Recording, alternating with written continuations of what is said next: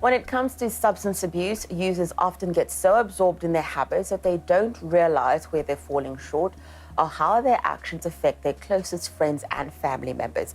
Behavioral changes are subtle, and the mental addiction becomes so strong, users are often blinded. And we're back, guys. Thank you so much.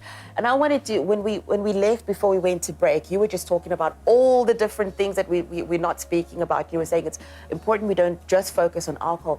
And I was, and I think some people will also be quite surprised by some of the things that are being taken that are not heroin or cocaine, that are actually just made up. Somebody's just putting all sorts of crazy things, and people are actually smoking this. Absolutely. I mean, any substance, has far-reaching consequences. I mean, both to you as an individual and to everybody around you. It impacts on your relationships, it impacts on your functionality, it impacts on your well-being. So if you are a student and you're having to go through this course that you are studying, you might not even complete it, because then it's going to impact on your learning abilities, your whole cognitive function. So we talk about the physiological, the psychological, and the physical, implications of all these different substances. And I would imagine that for you, it would be important that a parent or a caregiver would be able to recognize what some of these changes would be. Absolutely, and I mean, different, substances will induce different, symptoms, so to speak, or that people can actually be on the lookout for. But certainly, we know that change in mood, significant. It really would impact on your change in mood, cognitive function. So you find that this person actually is forgetful. They become irritable, they become angry, they can't eat right or eat well. Their sleeping patterns change. And if they are a student, as I was saying, their performance starts to drop. And even if you are, an adult, you are employed, it starts to impact on your, productivity at work. So those are just some of the things. And as I indicated as well, that relationship starts to break down, because this person, very often when they are high on drugs or on alcohol, they will tend to take, to engage in risk-taking behaviors. They might, as Shade was indicating, talking about drink and driving, which also has far-reaching consequences, but also looking at, maybe might be having multiple sexual partners.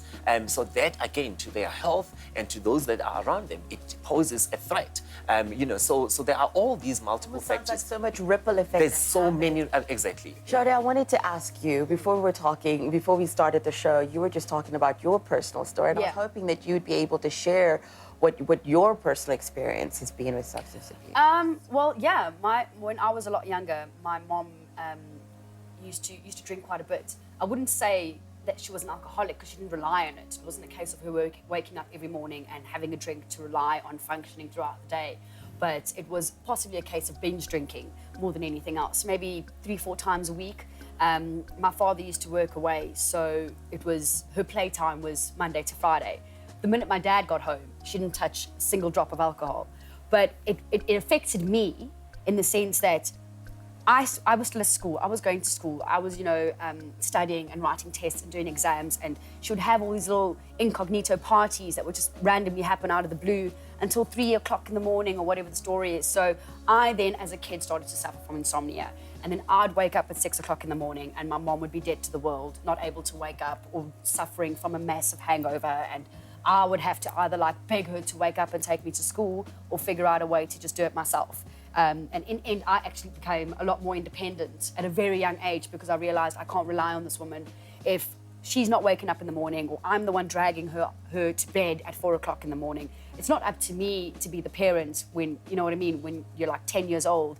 It's supposed to be the other way around. But she didn't realize the consequences of her actions in seeing what it was doing to me. Instead, she was just having a good time with all of her mates all the time. So that was what I grew up to, and all it did for me is just made me go, I don't want to be surrounded by that, be it a partner or a friend or anything like that. I'd rather find a way to try and assist them than have to deal with it. And B, that's definitely not the kind of person that I want to be when I grow up. So it opened my eyes to a lot of different things at a very young age. But I would also imagine that in some cases this happens where and I suppose you might say this too, that when a child grows up around all these substances, it's almost becomes normal. Was it normal for you, or did you think, wait a minute, there is something wrong with this picture? It was never normal for me. I never sat back and went, oh, this is what adults do. Because I would look at all my friends' parents, for example, who didn't drink, and I was like, what's going on in my family? You know, and why does she only drink when dad's not around? And you know what I mean? So I started to piece things together and realize that what's going on here is not right. And also, surely she should not be binge drinking and having parties on a Wednesday night at midnight when all I'm trying to do is just study for my history exam. So I immediately knew that it was not the way forward. I don't want to focus too much on you, Sade, Yeah, but I do want to ask this because we're talking about impact of relationship. How did it impact you? Because here you are talking about studying for exams and being independent, and somebody might think, well, she coped just fine. Yeah. But how did you manage?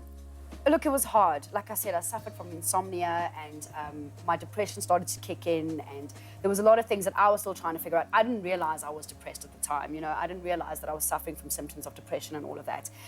But I tried to stay focused. I was working already. I was really a child star and stuff. So I was working. I had school. I had so many other things to distract me from that I rather went to the distractions than focused on what was the problem. I would like to ask you though. You wanted to follow up on Yes, that. and I mean, and you can imagine for many youngsters out there that don't have these kind of distractions that Sade is talking about, that they then find themselves confined in that in that environment. It sucks them in.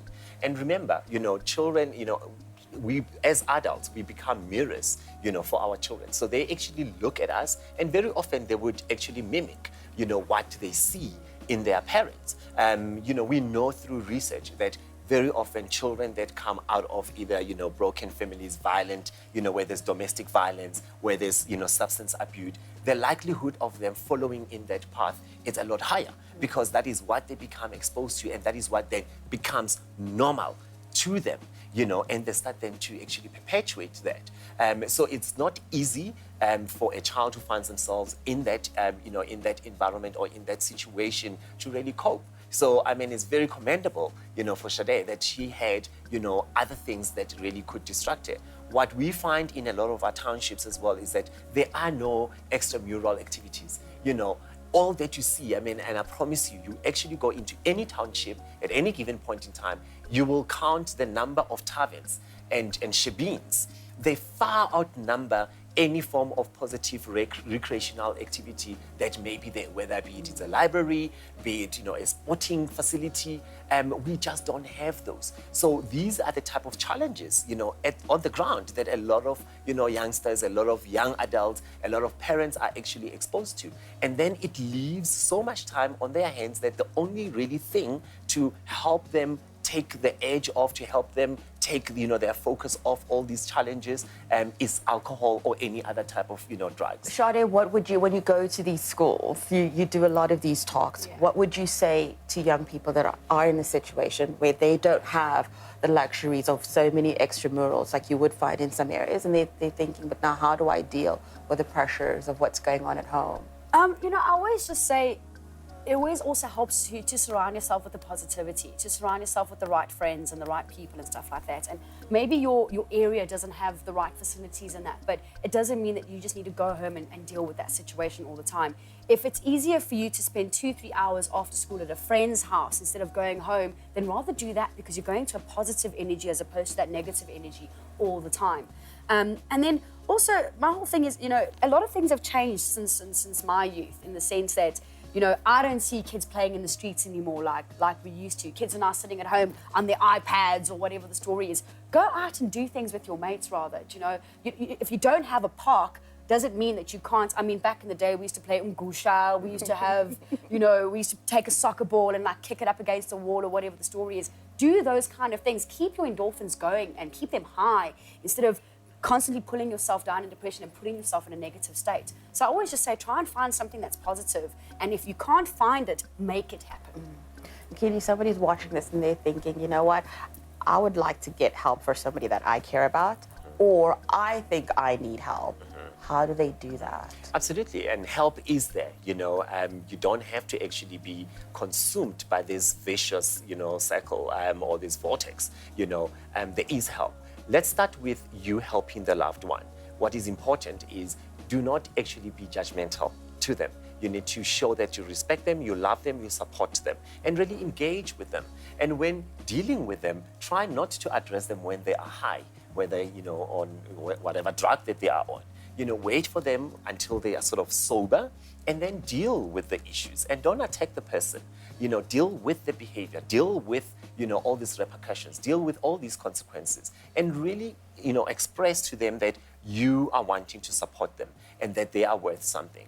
And also for you as maybe a person that watching you feel that, I might be going through this, I need help. Us as a South African Depression and Anxiety Group, we run a 24-hour toll-free substance abuse helpline.